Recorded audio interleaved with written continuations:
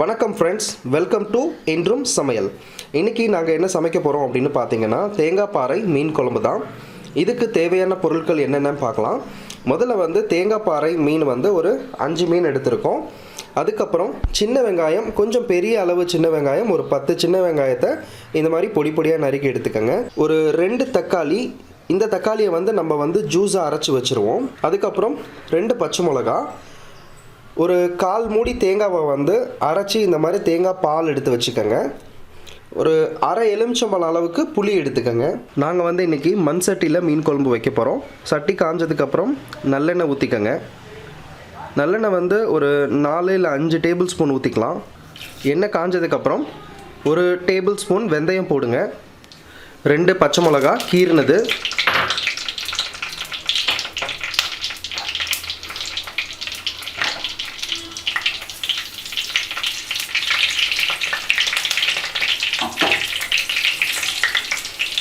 நறுக்கி வச்ச வெங்காயம்,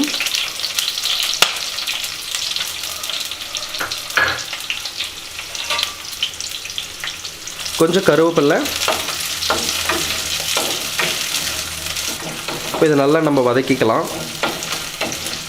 இப்போ ஒரு ஜாரில் நம்ம எடுத்து வச்சுருக்கிற 2 தக்காளி, கொஞ்சம் மிளகு, கொஞ்சம் சீரகம், ஒரு 2 பல்லு பூண்டு, இப்போ இதை போட்டு நம்ம நல்லா அரைச்சிக்கலாம். ஸோ இந்த அளவுக்கு ஒரு பேஸ்ட்டாக நம்ம அரைச்சி வச்சுக்கலாம். ரொம்ப தண்ணியாக அரைக்காதீங்க, நல்ல ஒரு பேஸ்ட் பதத்தில் அரைச்சி வச்சுக்கோங்க. இப்போ அரைச்சி வச்ச தக்காளியை நம்ம இந்த வெங்காயம் வதங்கினதுக்கப்புறம் சேர்த்துக்கலாம். இப்போது இந்த தக்காளியோட பச்சை ஸ்மெல் போகிற அளவுக்கு நல்லா வதக்கிக்கோங்க. இந்த எண்ணெய் நல்லா பிரிஞ்சு வர அளவுக்கு வதக்கிக்கோங்க.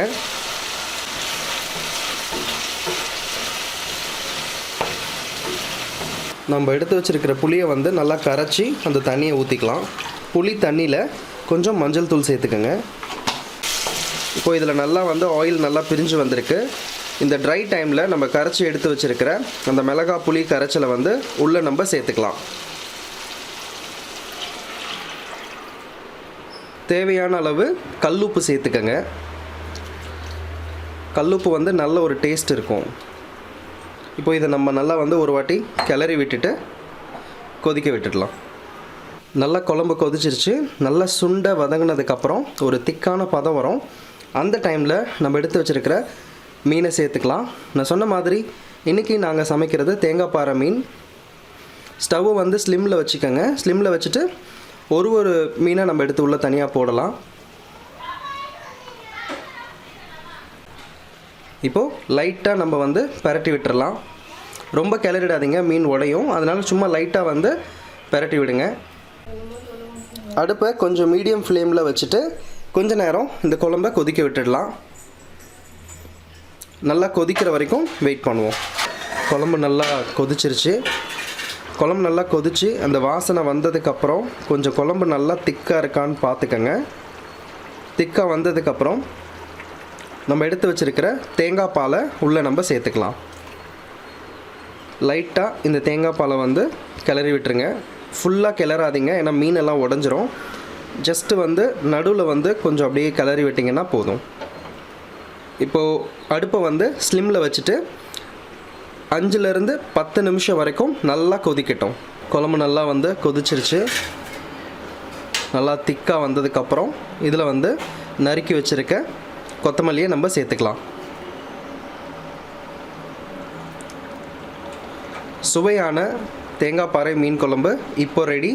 நீங்களும் உங்கள் வீட்டில் ட்ரை பண்ணி பாருங்கள் இந்த ரெசிபியை. இந்த வீடியோ உங்களுக்கு பிடிச்சிருந்ததுன்னா லைக் பண்ணுங்கள் அண்ட் மற்றவங்களுக்கு ஷேர் பண்ணுங்கள். உங்களுக்கு ஏதாவது சஜஷன்ஸ் இருந்ததுன்னா மறக்காமல் நீங்கள் எனக்கு கமெண்ட் பண்ணுங்கள்.